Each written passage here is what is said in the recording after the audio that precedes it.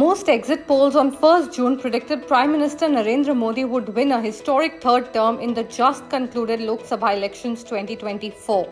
If the predictions hold true on the results scheduled on 4th June, Narendra Modi will be only the second Prime Minister after Jawaharlal Nehru to win a third straight term in general elections. Looking at the poll of polls, the BJP-led NDA is expected to win over 350 of the 543 seats.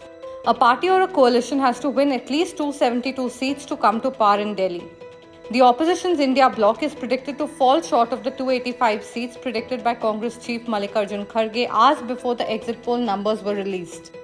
About half a dozen exit polls taken together predict 367 seats for NDA and 143 for India. The BJP will win 327 seats on its own, while Congress is predicted to win 52 seats, say the poll of polls.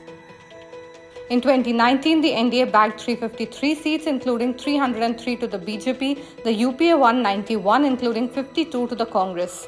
In 2014, the NDA won 336, with the BJP winning 282. The UPA won 59, with 44 going to the Congress. So far, only two major exit polls have predicted 400 par for the NDA, that is India TV and today's Chanakya.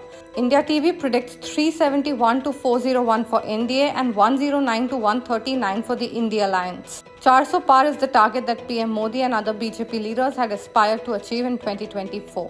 The lowest score for the NDA comes from Dainik Bhaskar, which is 281 to 350 seats. Remember, exit polls do not always get it right.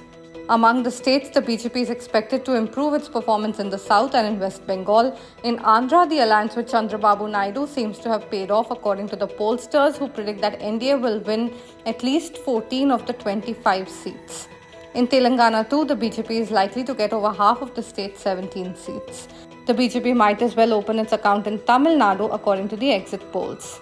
That was a lowdown of what the exit polls predict. Let us know your thoughts in the comments below.